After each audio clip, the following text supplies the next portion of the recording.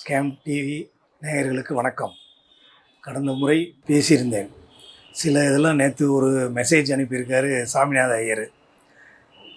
பணம் வந்துருச்சு, இந்திய நேரப்படி 6:55க்கு பணம் பட்டுவாடா செய்யப்படும். எந்த 6:55ங்க? காலை நேரப்படி எந்த பேங்க்குமே காலையில் திறக்க மாட்டாங்க 6:55க்கு.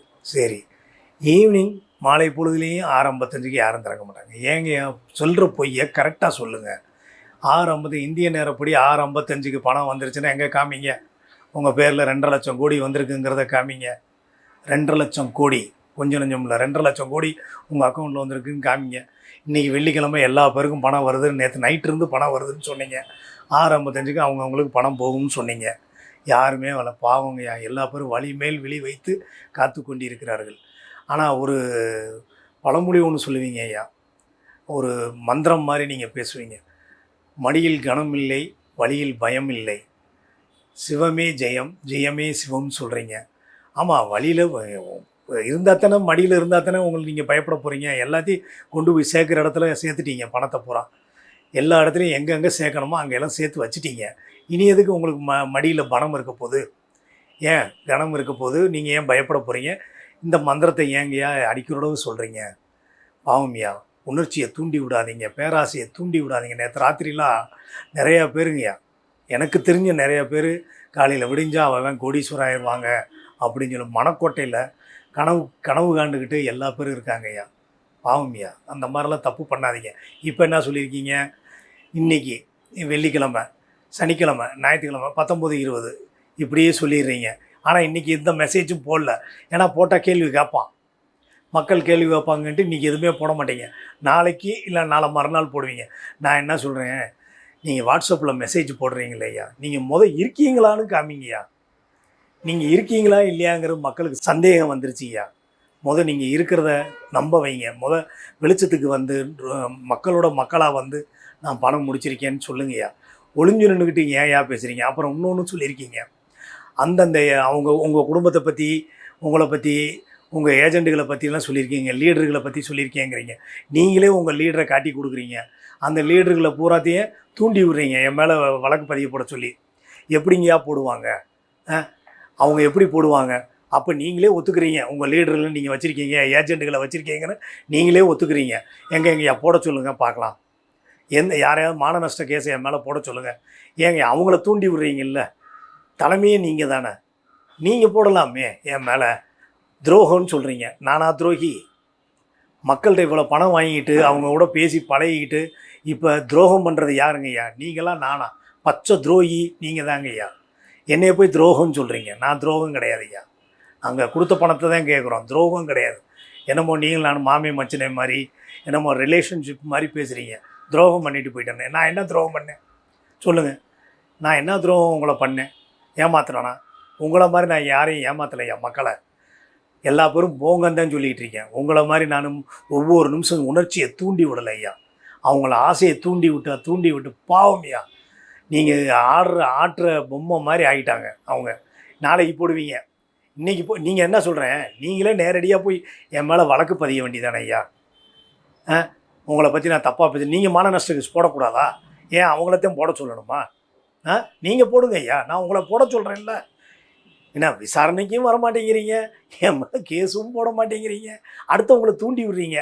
எங்கே அவங்கள உங்கள் ஏஜெண்டுகளை என் மேலே போட சொல்லுங்கய்யா பார்க்கலாம். மான நஷ்ட கேஸை போட சொல்லுங்கள். எப்படி போடுவாங்கய்யா? அவங்களுடைய ஆதாரம் பூரா நான் வச்சுருக்கேன். கொஞ்சம் யோசனை பண்ணி செய்யுங்கய்யா. எல்லாத்தையும் சொல்கிற தப்பை கரெக்டாக சொல்லுங்கள். பாவத்தை அவங்கள போய் தூண்டி விடுறீங்க உங்கள் ஏஜெண்டுகளை. ஆனால் அவங்க தான் முதல் குற்றவாளிங்கிறது எனக்கு தெரியும், உங்களுக்கும் தெரியும். நீங்கள் அவங்கள ஏமாற்றி நம்ப வச்சு ஏமாத்துறீங்க. இதில் பஷீர்லாம் அவர் இன்னமும் தொழில் இருக்குதுன்னு நம்பிக்கிட்டு இருக்காருங்க ஐயா. ஐயா பஷீர் ஐயா, உண்மையிலே தொழில் இல்லை. இவர் எதுவுமே முடிக்கலை, இவர் எந்த தொழிலுமே முடிக்கலைங்க. உங்களை எல்லாத்தையும் ஏமாற்றி பணத்தை எல்லா இடத்துலையும் கொண்டு போய் சேர்க்குற இடத்துல சேர்த்துட்டாரு. நீங்கள் பணத்தை உங்கள் மக்கள்கிட்ட, நீங்கள் வாங்கி கொடுத்த மக்கள்கிட்ட நீங்கள் நல்ல பேர் எடுக்கணும், உங்கள் குடும்பத்தோடு நீங்கள் நல்லா இருக்கணும்னு நினச்சிங்கன்னா இவர்கிட்ட பணத்தை வாங்கி அவங்க மக்கள்கிட்ட கொடுங்க. வாங்கின காசுவாது திருப்பி கொடுத்துருங்க. அதுதான் உங்களுக்கு உங்கள் இதுக்கு நல்லதுங்க. இந்த ஜக்கரியான்னு ஒருத்தர், அவருக்கு எல்லா வேலையும் தெரியும். இது ஏமாத்து பொருளுங்கிறதும் தெரியும், ஏமாற்றி தான் பணம் சம்பாதிக்கிறாங்கங்கிறதும் தெரியும். தெரிஞ்ச நிறையா பேரை சேர்த்துருக்காரு. இவரெல்லாம் எப்படிங்கய்யா அது இது ஆகும்? ஏன் அவங்க ஜக்ரியாவுக்குள்ளே ஏகப்பட்ட பேரை சேர்த்துருக்காருங்க ஐயா, நிறைய பேரை சேர்த்துருக்காரு ஜக்ரியாலாம். அதே மாதிரி குடியாத்தம் குமார், லைக் பாய் எல்லாம் சேர்த்துருக்காங்க. இவங்களுடைய ஆதாரம் பூரா என்கிட்ட இருக்குது. இவங்களை யார் யாரை சேர்த்துருக்காங்க அத்தனை ஃபோன் நம்பர் என்கிட்ட இருக்குது. அதே மாதிரி சாமிநாதர் யார் யார் ஏஜெண்ட் வச்சுருந்தாரு அவ்வளவு ஃபோன் நம்பர் என்கிட்ட இருக்குது. அவங்க பேரெல்லாம் என்கிட்ட இருக்குது. அவங்க சில போட்டோக்கள்லாம் என்கிட்ட இருக்குங்கய்யா. நீங்கள் எங்கே வேணாலும் என் மேலே மான நஷ்ட கேஸை போடுங்க, நான் பார்க்குறதுக்கு ரெடி. நீங்கள் கொடுத்தா நான் உடனே விசாரணைக்கு வருவேன். உங்களை மாதிரி ஓடி ஒழிய மாட்டேங்கய்யா, பயப்பட மாட்டேன். நான் நேரடியாக வந்து உண்மையை சொல்லுவேன். என்கிட்ட இருக்கிற ஆதாரத்தை கொண்டு வந்து காமிப்பேன். நீதிமன்றமாக இருந்தாலும் சரி, காவல்துறையாக இருந்தாலும் சரி, நான் நேரடியாக கொண்டு வந்து என்கிட்ட இருக்கிற ஆதாரத்தை காமிப்பேன், ஃபோட்டோவை காமிப்பேன். நீங்கள் என்னென்ன பண்ணீங்க, எது பண்ணியிருக்கீங்க, என்னென்ன வேலை பண்ணியிருக்கீங்க காமிப்பேன். நீங்கள் வாங்கய்யா, நான் கொடுத்த கம்ப்ளைண்ட்டுக்கு வாங்க. டிசம்பர் மாதத்துலேருந்து கம்ப்ளைண்ட் பண்ணியிருக்கேன். இது வரைக்கும் நீங்கள் ஒரு இதுக்காக நீங்கள் ஆஜராகிருக்கீங்களா? இந்த வாரம் நீங்கள் ஆஜராகி தான் ஆகணும். ஆஜராகலைன்னா கண்டிப்பாக உங்கள் மேலே வழக்கு பதியும். கண்டிப்பாக வழக்கு பதியும். நீங்கள் முன்ஜாமீன் எடுப்பீங்க. ஏன்னா உங்கள் பல பேருக்கு நீங்கள் முன்ஜாமீன் எடுப்பீங்க. எப்படினாலும் கோர்ட்டுக்கு வந்து தானே ஆகணும். அது கேஸு நடந்து தானே ஆகும். அப்போ உங்களை நாங்கள் பார்த்துக்குறோம்யா. அப்போ எல்லாத்தையும் எடுத்து நாங்கள் கோர்ட்டில் காமிக்கிறோம்யா, காவல்துறைக்கிட்டையும் காமிக்கிறோம். நிச்சயமாக அடுத்த வாரம் உங்கள் மேலே வழக்கு பதியும். இது உறுதி, 100% உறுதியா. நீங்கள் கொடுத்த ரெக்கார்டு எல்லாமே சப்மிட் பண்ணியாச்சு. நீங்கள் இப்போ எந்த அரசியல்வாதிகிட்ட போனாலும் செல்லாதீங்கயா. அவங்கவுங்க காப்பாற்றுறதுக்கே அவங்கவுங்க இதாகும். இதில் ஒரு படி இன்னொருத்தர் உங்கள் கூட பார்ட்னராக இருக்கிறவர் ஒரு படி மேலே போயிட்டார். அவர் 19-20 கோயம்புத்தூரில் வந்து நானும் சாமிநாத ஐயரும், அவர் சொல்கிறார், நானும் சாமிநாத ஐயரும் பணப்பட்டுவாடா பண்ணுவோம் எல்லா மக்களுக்கும் அப்படின்னு சொல்லியிருக்காரு. கோவை மக்களை, கோவையில் இருக்கிற சுற்றி இருக்கிற மக்களுக்கு இவங்க 2 பேரும் வந்து பணப்பட்டுவாடா பண்ண போகிறாங்களாம் 19-20. இது எத்தனை 19-20 எத்தனை இதுங்கய்யா? இது நம்ம சுதந்திர தினத்தன்னைக்கு நீங்கள் பொய் சொல்கிறீங்க. நேற்றெல்லாம் பாவம்யா, உண்மையிலே நேற்று காலையில் 6:55க்கு 5:55 6:55க்கும் மெசேஜ் அனுப்புகிறீங்க என் மேலே கேஸ் போட சொல்லி. ஏங்கய்யா நீங்களே போடுங்க, உங்களை சார்ந்தவங்க யாரும் இல்லையா உங்கள் வீட்டில், அவங்கள விட்டு போட சொல்லுங்கள். ஏன் மக்களை போய் தூண்டி விடுறீங்க? அப்போ உங்கள் ஏஜென்ட்டுகளை ஏன் தூண்டி விடுறீங்க? ஏஜென்ட் போட்டால் மாட்டிக்கிடுவாங்க ஐயா. நீங்களே காட்டி கொடுத்த மாதிரி ஆயிரும், இவரெல்லாம் ஏன் ஏஜென்ட்டுன்னு. நீங்கள் என்ன புரியாமல் பேசுகிறீங்க? உங்களுக்கு சொல்லி கொடுக்குறேன், ஐடியா சொல்லி கொடுக்குற ஆள் சரியில்லாத ஆளாக இருக்கார். வேறு ஆளை நியமிங்க, வேறு ஆளை நியமிச்சுக்கோங்க ஐடியா சொல்லி கொடுக்குறதுக்கு. பாவம்யா, நீங்கள் உங்களுக்கும் தெரியாமல் நிறையா பேர் தப்பாக உங்களுக்கு சொல்லித்தராங்க. நீங்கள் எங்கே இருக்கீங்க அதை சொல்லுங்கள். எங்கே இருக்கீங்கய்யா? அதை வெளியே வாங்கய்யா, மக்களோட மக்களாக வந்து பேசுங்கய்யா. கிட்டத்தட்ட நீங்கள் வீடியோ போட்டு யூடியூப்பில் அந்த யாகம் நடத்துகிற மாதிரிலாம் வீடியோ போடுவீங்க. எவ்வளோ நாள் ஆச்சு தெரியுமா நீங்கள் போட்டு? அதெல்லாம் போடுங்கய்யா. அப்போ தானே மக்கள் உங்களை நம்புவாங்க நீங்கள் உயிரோடு இருக்கீங்களா இல்லையான்னு. இப்போ நிறையா பேருக்கு சந்தேகம் வந்துருச்சு, சாமிநாயர் எங்கே இருக்காருன்னே தெரியல, இருக்காரா இல்லையான்னு கூட தெரியல, ஓடி போயிட்டாரான்னு கூட சில பேர் தலைமறைவாயிட்டாங்களான்னு கூட பேச்சு வருதுங்கய்யா. நீங்கள் வெளிச்சத்துக்கு வாங்க, இல்லை எங்கே இருக்கீங்கன்னு சொல்லுங்கய்யா. நான் வர்றேங்கய்யா உங்கள்கிட்ட, நேரில் நான் வர்றேன், நீங்கள் எங்கே இருக்கீங்கன்னு சொல்லுங்கய்யா. ஏன் இப்படிலாம் ஓடி ஒளியிறீங்க? வெளியே வாங்க, வெளிச்சத்துக்கு வாங்க. மக்களோட மக்களாக வெளிச்சத்துக்கு வந்து நான் இந்த மாதிரி 6 மாதம் ஆகும். இப்போ என்ன செய்வீங்க? நான் நாளைக்கோ நாளன்னைக்கோ ஒரு வீடியோ போடுவீங்க, மெசேஜ் கொடுப்பீங்க.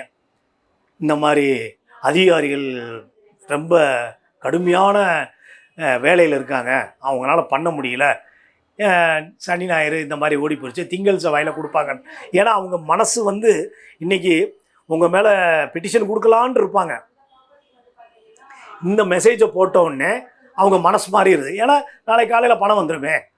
இப்போ 19-20 சொல்லியிருக்கீங்க, இன்றைக்கி சொல்லி இப்போ 19-20 6:55. அது எப்படிங்க சோசியம் பார்ப்பீங்களா? 6:55ன்னு இந்திய நேரப்படி காலையில் 6:55ங்கிறீங்க. எந்த 6:55? காலையிலையும் பேங்க் திறக்க மாட்டாங்க, சாயந்தரமும் பேங்க் எங்கள் 6:55க்கு உங்கள் அக்கௌண்ட்டில் பணம் வந்திருக்கான்னு பாருங்கள். 2.5 லட்சம் கோடி நான் வீடியோ அனுப்புகிறேன், நீங்கள் பணம் வந்துருச்சுன்னு சொல்லி அக்கௌண்ட்டில் வீடியோ போடுறேன், நீங்கள் வீடியோ காமிங்கய்யா. நீங்கள் வெளியே வாங்க, எங்கே இருக்கீங்க அதை சொல்லுங்கள். மக்கள் கேட்குறாங்க, நானே கேட்குறேன், நீங்கள் எங்கே இருக்கீங்க? நீங்கள் மறைய உங்களுக்கு தாங்க ஆபத்து, உங்களுக்கும் உங்கள் குடும்பத்தாருக்கும். நீங்கள் வெளியே வாங்க, வெளியே வாங்க, வெளியே வாங்க. அவ்வளோதான் நான் சொல்லுவேன். விசாரணைக்கு வாங்க. இந்த வாரம் உங்களுக்கு விசாரணை அனுப்புகிறாங்க, கண்டிப்பாக அனுப்புவாங்க. நீங்கள் வந்தே ஆகணும், நீங்கள் வந்து நிறுவீங்க. எனக்கு அதுக்கு ஐயா நீங்கள் நான் கேஸ் கொடுக்குறேன்னா ஒரு பெட்டிஷன், ஒரு காவல் நிலையத்தில் ஒரு சாதாரண குடிமகன் பெட்டிஷன் கொடுக்குறோம்னு வைங்க, அவங்கள கூப்பிடுவாங்க. கூப்பிட்டா உடனே அவங்க 1 நாளோ 2 நாளில் வந்து ஆஜராகுவாங்க. ஒன்று நான் பணம் கொடுக்குறேன், இல்லை நான் பணம் வாங்கலை, இல்லை நான் கோர்ட்டில் பார்த்துக்கிறேன் அப்படின்னு சொல்லி எழுதி கொடுத்துட்டு போவாங்க ஐயா. நீங்கள் அதுக்கும் வரமாட்டேங்கிறீங்க. ஏன் வரமாட்டேங்கிறீங்க? எதுக்காக வரமாட்டேங்கிறீங்க சொல்லுங்கள். எவ்வளோ நாளாக நான் விசாரணைக்கு வாங்கணும் உங்களை கூப்பிட்டுக்கிட்டு இருக்கேன். இதில் என் மேலே மான நஷ்ட கேஸ். என்னையாவது சிரிப்தாங்க வருது உங்களை நினச்சா. ரூம் போட்டு யோசனை பண்ணுவீங்களோ என்னென்ன பேசலாம், மக்களை எப்படி ஏமாற்றலாம். நீங்கள் எங்கே இருக்கீங்க அதை சொல்லுங்கள். பாத்ரூமில் 4க்கு 4 பாத்ரூமில் உட்காந்துக்கிட்டு வீடியோ போடுறீங்க. வாங்க வெளியே வாங்க, அப்புறம் பேசிக்கலாம். 19-20 சொல்லியிருக்கீங்க கோயம்புத்தூர் மக்களுக்கு, அதையும் நாங்கள் பார்க்கத்தான் போகிறோம். நீங்கள் வாங்க, எப்படியும் 19-20 உங்களுக்கு அழைப்பானே வந்துடும். கோயம்புத்தூரில் வந்து ஆஜராக சிஜிபியில் இஓடபிள்யூவில் வந்து ஆஜராக சொல்லி உங்களுக்கு வந்துடும். அழைப்பானே வரும். கண்டிப்பாக வாங்க, உங்களை நான் எதிர்பார்த்துக்கிட்டு இருக்கேன். விசாரணைக்கு நீங்கள் கண்டிப்பாக வந்தே ஆகணும். நீங்கள் வர்றப்போ நாங்கள் அதை கம்ப்ளீட்டாக வீடியோ சேனலில் எடுத்து நாங்கள் போடுவோம். அதே மாதிரி நிறையா பேருங்கய்யா உங்களை நேரில் பார்த்தது இல்லைன்னு சொல்கிறாங்க. சில பேர் மட்டும்தான் பார்த்துருக்காங்க. நிறையா பேர் ஒரு 85% உங்களை பார்த்தது இல்லை. ஏஜென்ட் மூலமாகத்தே போயிருக்கு பணமெல்லாம். அதுவும் இல்லாமல் உங்களை ஃபோட்டோவில் தான் பார்த்துருக்காங்க, புகைப்படத்தில் தான் உங்கள் ஃபோட்டோவை பார்த்துருக்காங்க. அவங்கெல்லாம் உங்களை பார்க்கணுங்கிறாங்க. இந்த விசாரணைக்கு வர்றப்போ எனக்கு சொன்னீங்கன்னா நான் உங்களை பார்க்க வர்றப்போ எல்லா பேரும் வர சொல்லிடுவேன். பார்த்துட்டு போட்டுமே உங்கள் முகத்தை. ஏன் அதை ஏன் பார்க்காம விடுறது? 4 ரூமுக்குள்ளே உட்காந்துட்டு குமாரையும் லியாத் பாயையும் வச்சுக்கிட்டு நீங்கள் நான் இங்கே இருக்கேன், டெல்லியில் இருக்கேன், பம்பாயில் கவர்னரோட உட்காந்துருக்கேன், காஃபி சாப்பிட்டுக்கிட்டு இருக்கேன், எல்லா பேர்கிட்டையும் நான் பேசிகிட்டு இருக்கேன். இந்த பேங்க்காரங்களை உங்களை விடக்கூடாதீங்கய்யா. பேங்க்காரங்கிட்ட வந்து நாங்கள் பேசி ஆகணும்யா. இந்த இதிலே சேர்த்து விட்ருக்கேன். பேங்க்காரங்களுக்கும் பெட்டிஷன் போயிருக்குங்கய்யா, பாரத வங்கிக்கும் போயிருக்கு, ஹெட் ஆஃபீஸ்க்கு. நீங்கள் பண்ண கூத்துக்கு அவங்களுக்கும் உங்களுக்கு உடந்தையாக இருந்த அதிகாரி மேலே அவங்க நடவடிக்கை எடுப்பாங்க ஐயா. நிச்சயமாக எடுப்பாங்க, எடுக்காமல் விடமாட்டாங்க. நீங்கள் நினைக்கிறீங்க ஆர்பிஐயில் உங்களை ஒன்றும் பார்க்கல செய்யலைன்னு. உங்களை எல்லாம் நோட் பண்ணிக்கிட்டு இருக்காங்க. உங்களை சார்ந்தவங்க எல்லா பேரையுமே இந்த சிண்டிகேட்டை பூரா நோட் பண்ணிக்கிட்டு இருக்காங்க ஐயா. நீங்கள் வாங்க ஐயா. 2 லட்சம் கோடினா என்னங்கய்யா? வாயிலே கூசுதுய்யா, வாயிலே கூசுது.